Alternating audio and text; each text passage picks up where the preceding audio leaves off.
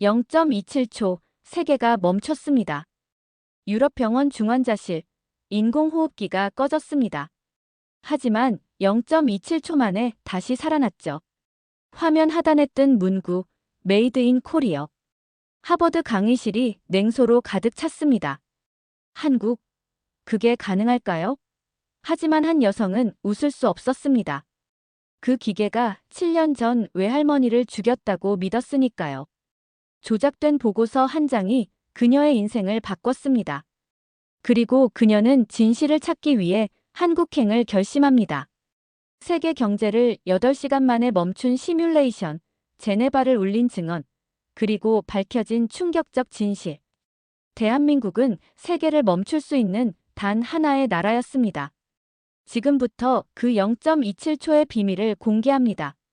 사연 구독과 들어가기 전에 좋아요 꼭 구독과 눌러주세요. 댓글을 다가더 남겨주시면 한거 영상 찍었어가. 제작에 큰 힘이 됩니다. 여러분은 어떻게 생각하시나요?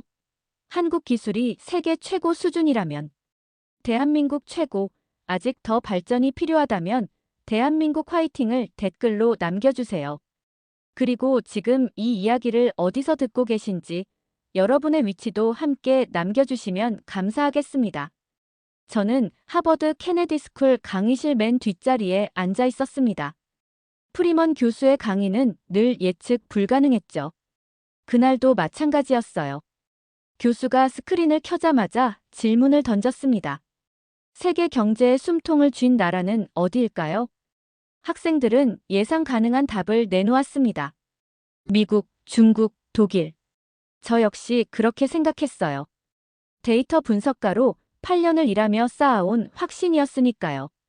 하지만 교수는 고개를 저었습니다. 틀렸습니다. 이걸 보시죠. 스크린에 영상이 재생됐어요. 유럽의 어느 병원 중환자실이었습니다. 인공호흡기가 갑자기 멈췄죠.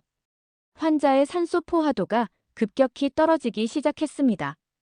의료진이 뛰어들었어요.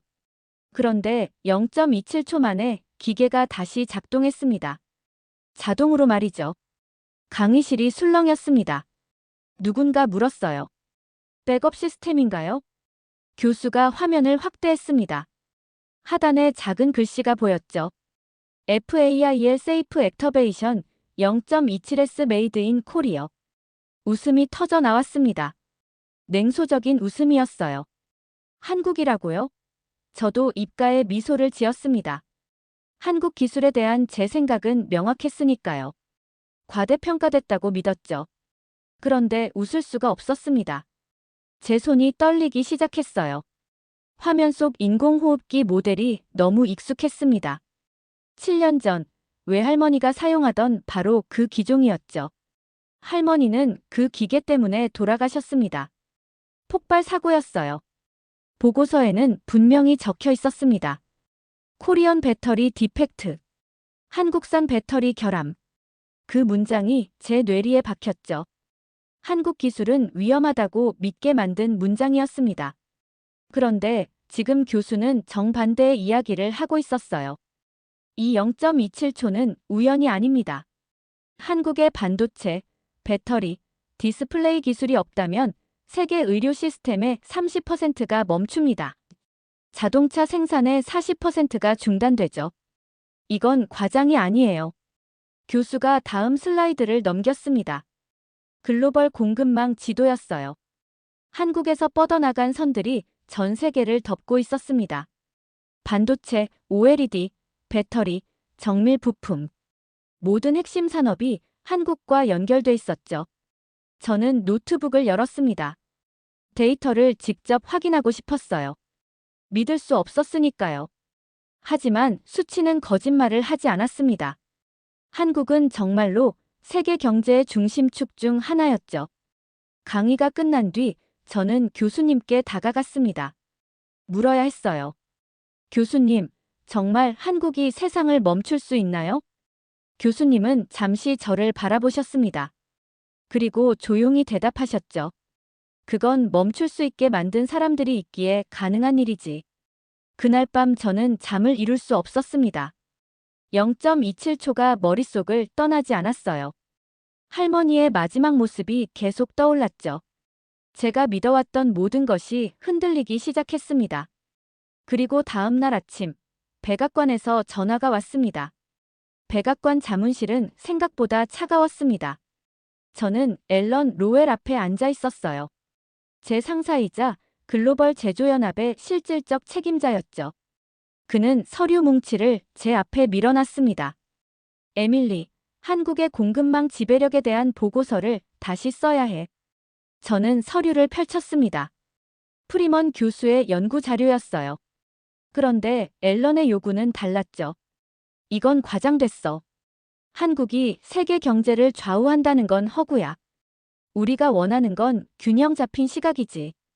균형이라는 단어가 이상하게 들렸습니다. 저는 데이터 분석가예요. 숫자는 편향되지 않죠. 하지만 앨런의 눈빛은 확고했습니다. 서방 제조업체들이 불안해하고 있어.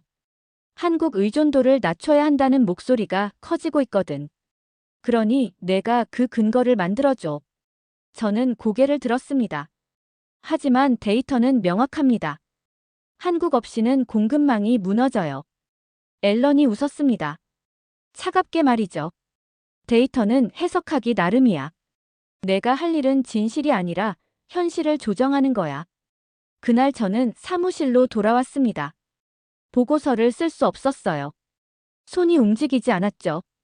그래서 저는 다른 파일을 열었습니다. 7년 전 외할머니 사고 보고서였어요. 파일을 열자마자 제 심장이 멎는 것 같았습니다. 서명란에 앨런 로웰의 이름이 적혀 있었어요. 당시 그는 병원 장비 자문 컨설턴트였죠. 보고서 결론부에 단 한 문장이 박혀 있었습니다. 코리언 배터리 디펙트 프라이메리 카즈 어브 FAI로. 저는 화면을 응시했습니다. 손이 떨렸어요. 이 문장 하나가 제 인생을 바꿨습니다. 할머니에 대한 원망을, 한국 기술에 대한 불신을 심어줬죠. 그런데 그게 앨런의 손에서 나온 거였어요. 저는 원본 기술 문서를 찾기 시작했습니다. 병원 기록 보관소에 요청했죠. 3일 뒤 답변이 왔어요. 당시 사용된 배터리는 정품이 아니었습니다. 리퍼비시 부품이었죠. 안전차단 회로가 제거된 상태였어요. 한국 본사에서 제공한 원본 설계도에는 차단 회로가 명확히 표시돼 있었습니다. 누군가 그걸 삭제한 거예요. 비용 절감을 위해서였죠. 그리고 그 조작을 묵인한 사람이 앨런이었습니다. 저는 다시 그의 사무실로 갔습니다. 서류를 책상 위에 던졌어요. 이 보고서 당신이 썼죠? 앨런은 표정 하나 변하지 않았습니다. 그래서 제 할머니를 죽인 건 한국 기술이 아니었어요. 조작된 부품과 거짓 보고서였죠. 앨런이 한숨을 쉬었습니다. 에밀리, 넌 세상을 너무 단순하게 봐. 그땐 그게 최선이었어. 한국 업체들이 시장을 장악하고 있었거든. 누군가는 균형을 맞춰야 했어. 저는 그를 똑바로 바라봤습니다. 균형이요? 그게 균형인가요? 한 사람의 목숨을 대가로 치른.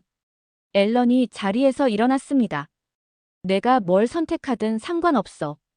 하지만 이 업계에서 살아남고 싶다면 현실을 받아들여. 저는 돌아서서 나왔습니다. 그날 밤 저는 결심했죠. 진실을 찾아야 한다고.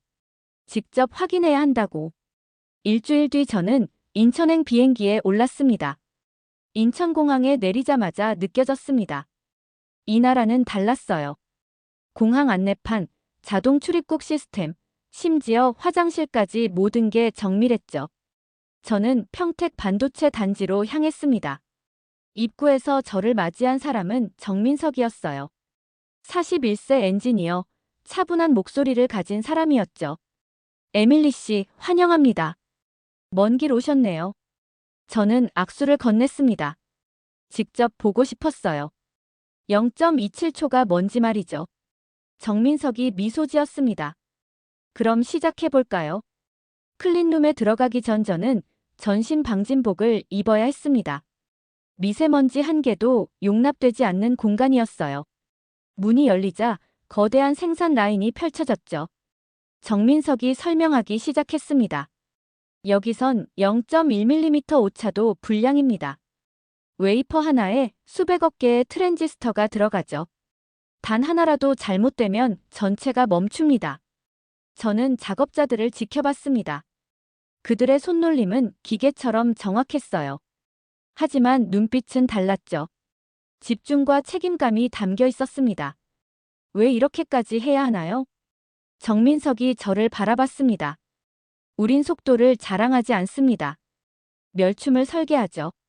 그 말이 귓가에 맴돌았어요. 멈춤을 설계한다. 무슨 의미일까요? 다음 날 저는 구미 디스플레이 공장을 방문했습니다. OLED 패널 생산 라인이었죠. 한 연구원이 설명했어요. 패널 하나 만드는데 300개 공정이 필요합니다. 각 공정마다 검수가 들어가죠. 불량률 0.01%를 목표로 합니다. 저는 물었습니다. 그럼 속도가 느려지지 않나요? 연구원이 고개를 저었습니다. 속도보다 중요한 게 신뢰예요. 우리 제품이 들어간 기기는 생명과 직결되니까요. 울산 조선소에서는 더 놀라운 광경을 봤습니다. 거대한 선박을 0.1mm 단위로 용접하고 있었어요. 한 용접공이 말했죠. 이 배는 30년을 바다에서 견뎌야 합니다. 단 한 곳이라도 약하면 안 되죠. 세종연구단지에서 저는 배터리 안정성 테스트를 지켜봤습니다. 수백 개의 배터리 셀이 충전과 방전을 반복하고 있었어요. 박미경 소장이 설명했습니다. 각 셀의 전압 편차가 0.01V만 넘어도 폐기합니다. 완벽한 매칭만이 안전을 보장하니까요. 저는 메모장에 적었습니다. 속도 안전. 이 나라의 철학이 보이기 시작했어요. 저녁에 정민석과 식사를 했습니다. 저는 물었죠. 왜 이렇게 하는 거죠? 비용도 더 들고 시간도 오래 걸리잖아요. 정민석이 잠시 침묵했습니다. 그리고 조용히 말했어요. 제 아버지는 독일 광부였습니다. 1960년대에 파견 가셨죠.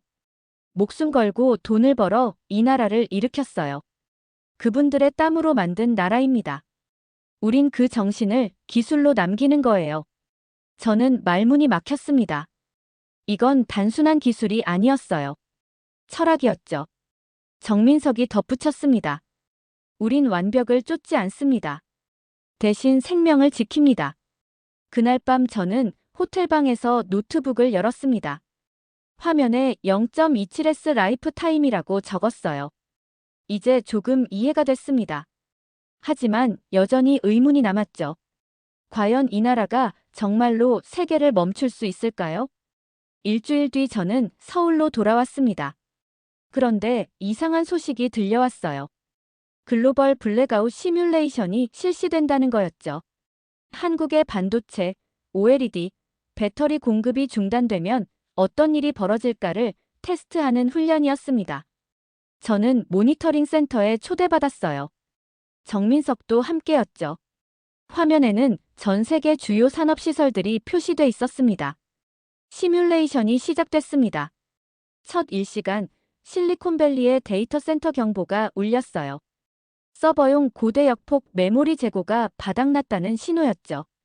2시간째 도요타 공장 생산 라인이 멈췄습니다. 배터리 관리 시스템 칩이 부족했어요. 4시간째 BMW와 벤츠 공장도 정지했습니다. OLED 디스플레이 공급이 끊겼죠. 6시간째 유럽 병원 시스템에서 경고음이 터졌습니다. 의료장비용 배터리 재고가 위험 수준에 도달했어요. 8시간 만에 세계 경제가 멈춰 섰습니다. 저는 화면을 멍하니 바라봤어요. 믿을 수 없었습니다. 단 하루도 안 돼서 이렇게 무너질 줄은 몰랐죠. 모니터에 메시지가 떴습니다. FAI로 오러전 미싱 코리언 컴포넌트. 한국 부품 부재. 정민석이 조용히 말했습니다. 세상은 효율로 움직이지만 생명은 안전으로 움직입니다. 우리가 멈추면 세상도 멈춰요. 저는 그제야 깨달았습니다. 한국은 정말로 세계의 스위치였어요. 켤 수도 끌 수도 있는 나라였죠. 그날 밤 저는 앨런에게 이메일을 보냈습니다. 시뮬레이션 데이터를 첨부했어요. 그리고 한 줄을 적었죠. 진실은 숨길 수 없습니다. 다음 날 아침 앨런에게서 전화가 왔습니다. 목소리가 차가웠어요. 에밀리, 내가 뭘 하려는지 알아. 하지만 이건 너한테 득이 안 돼. 저는 대답했습니다. 이건 득실의 문제가 아니에요. 진실의 문제죠. 전화가 끊겼습니다. 저는 알고 있었어요. 이제 돌아갈 수 없다는 걸 말이죠. 하지만 저는 멈추지 않았습니다. 더 깊이 파고들어야 했어요. 할머니의 진실을, 한국의 진실을 밝혀야 했죠. 다음 목적지는 서울 산업기술기념관이었습니다. 산업기술기념관은 조용했습니다. 저는 전시관을 천천히 걸었어요. 벽면에는 사진들이 걸려 있었죠. 전쟁 폐허, 1960년대 구로 여공들, 포항제철 건설 현장. 한 코너에 멈춰 섰습니다. IMF 금 모으기 운동 기록이었어요. 영상이 재생되고 있었죠. 노인들이 금반지를 내놓는 장면이었습니다. 한 할머니가 카메라를 향해 말했어요. 우린 나라를 살리려고 금을 냈습니다. 그 정신이 지금 기술로 남았죠. 저는 눈물이 핑 돌았습니다. 이해할 수 없었어요. 어떻게 이렇게까지 할 수 있을까요? 다음 전시실로 들어갔습니다. 독일 파견 간호사 기록이 있었어요. 저는 무심코 명단을 훑어봤죠. 그런데 익숙한 이름이 보였습니다. 헬런 체이스, 어시스턴트 너스, 솔 1965. 제 외할머니 이름이었어요. 저는 숨이 멎는 것 같았습니다. 할머니가 한국에 계셨다고요? 왜 한 번도 말씀하지 않으셨죠? 전시 자료를 더 찾아봤습니다. 사진이 한 장 있었어요. 한국 간호사들과 함께 찍은 단체 사진이었죠. 맨 오른쪽에 할머니가 서 계셨습니다. 환하게 웃고 계셨어요. 저는 그 자리에 주저앉았습니다. 머릿속이 복잡했어요. 할머니는 한국을 알고 계셨어요. 함께 일했고 웃었죠. 그런데 왜 저에게는 한국 기술이 위험하다는 말만 남기셨을까요? 아니었습니다. 할머니가 남긴 게 아니었어요. 앨런이 남긴 거였죠. 조작된 보고서로 말이에요. 저는 다시 일어났습니다. 전시관을 나와 정민석에게 전화했어요. 정민석 씨, 1965년 의료 협력 기록을 볼 수 있을까요? 정민석이 대답했습니다. 물론이죠. 국가기록원에 가면 됩니다. 다음 날 저는 국가기록원에 있었습니다. 1965년 의료 협력 보고서를 펼쳤어요. 할머니의 서명이 여러 곳에 있었습니다. 환자 기록, 의료장비 점검 일지, 교육 프로그램 참여 명단. 한 페이지에서 손이 멈췄습니다. 할머니가 남긴 메모였어요. 코리안 너서즈 아 더 모스트 데더케이터드 피펄 IVE 에버 워크트 위드 데어 케어 포 페이션츠 고즈 비안드 두티. 한국 간호사들은 제가 함께 일한 사람들 중 가장 헌신적입니다. 환자를 향한 그들의 마음은 의무를 넘어서죠. 저는 울고 말았습니다. 할머니는 한국을 사랑하셨어요. 존경하셨죠. 그런데 저는 그 반대로 살아왔습니다. 조작된 거짓 때문에 말이에요. 정민석이 조용히 물었습니다. 괜찮으세요? 저는 고개를 끄덕였습니다. 이제 알겠어요. 제가 찾아야 할 게 뭔지 말이에요. 정민석이 말했습니다. 진실은 언제나 기다리고 있습니다. 찾아줄 사람을 말이죠. 저는 결심했습니다. 할머니의 명예를 되찾아야겠다고. 한국의 진실을 세상에 알려야겠다고. 그리고 그 시작은 조작의 실체를 밝히는 것이었습니다. 저는 다시 미국으로 돌아왔습니다. 하지만 이번엔 달랐어요. 증거를 가지고 왔죠. 외할머니 사고 당시 사용된 인공호흡기의 원본 설계도, 리퍼비시 부품 사용 기록, 그리고 안전차단 회로가 삭제된 증거.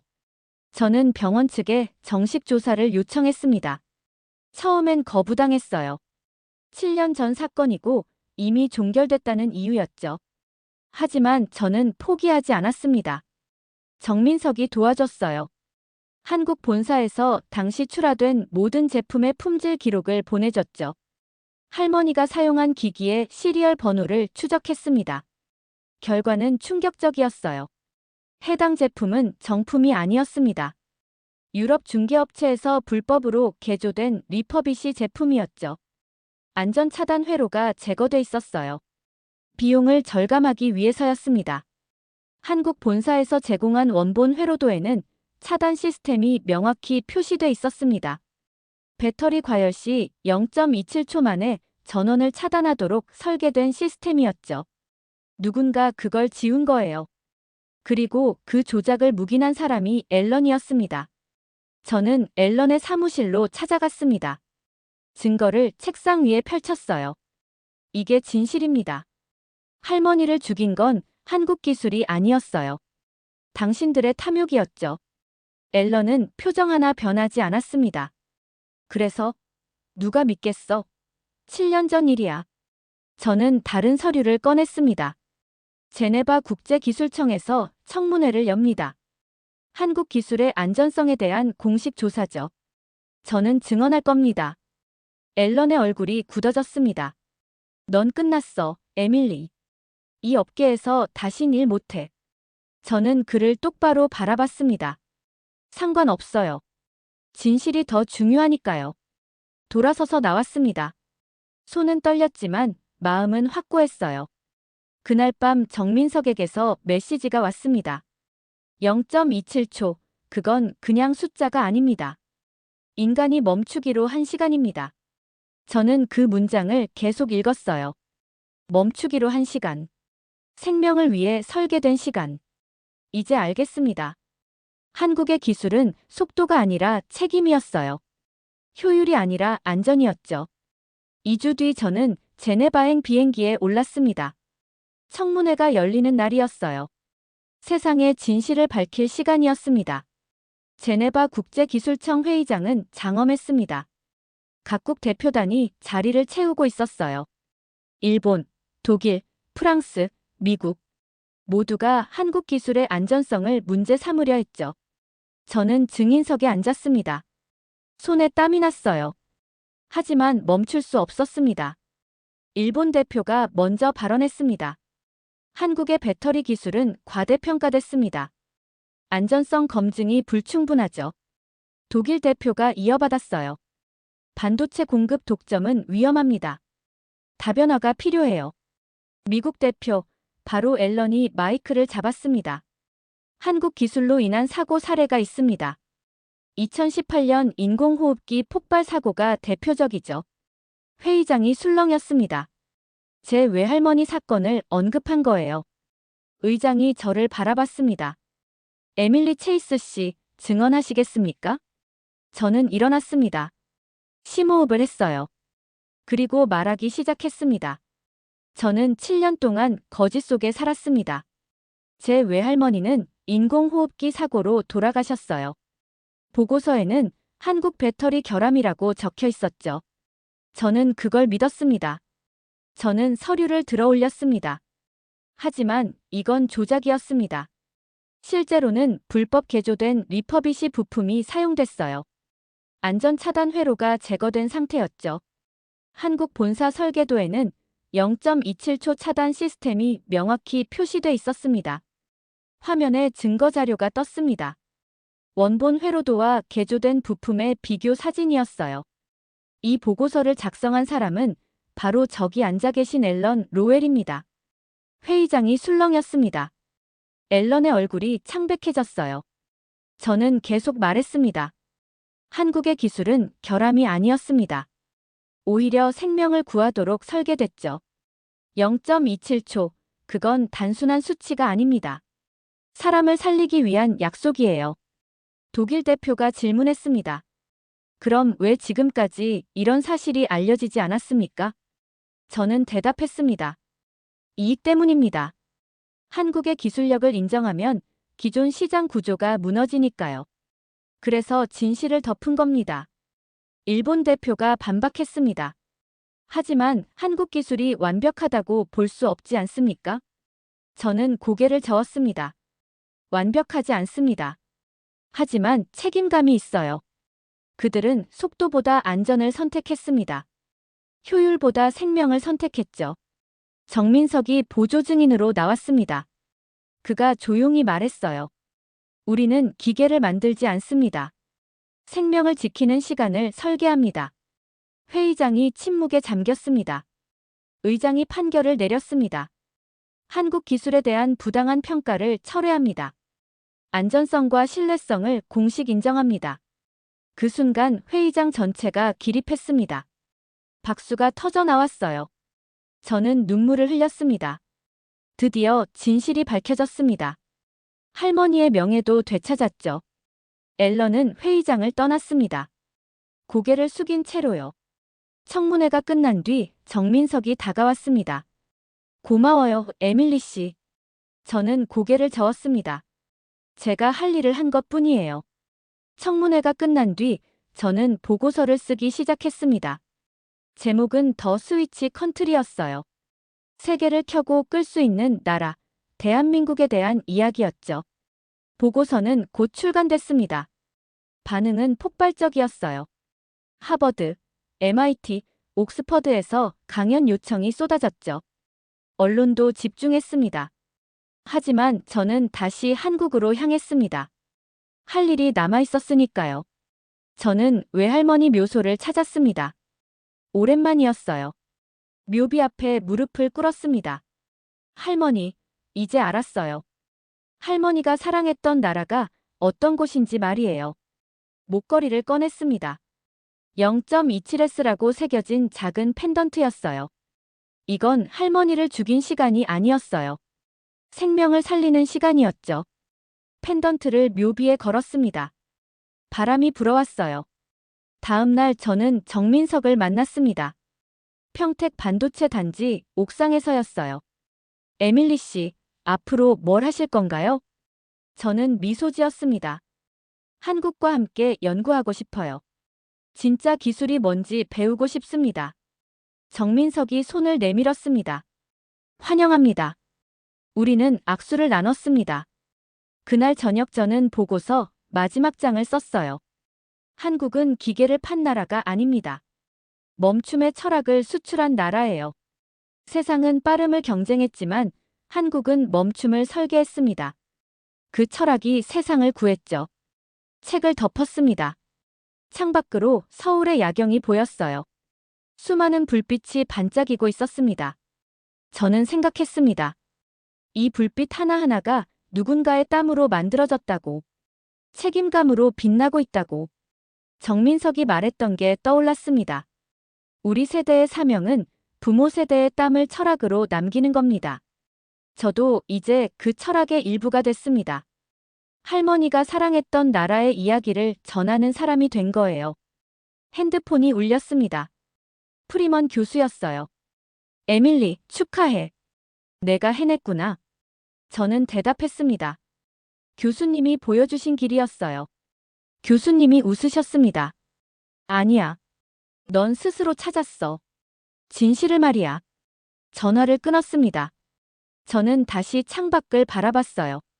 한국은 정말로 세계의 스위치였습니다. 하지만 그건 힘이 아니었어요. 책임이었죠. 속도가 아니라 멈춤이었습니다. 효율이 아니라 생명이었어요.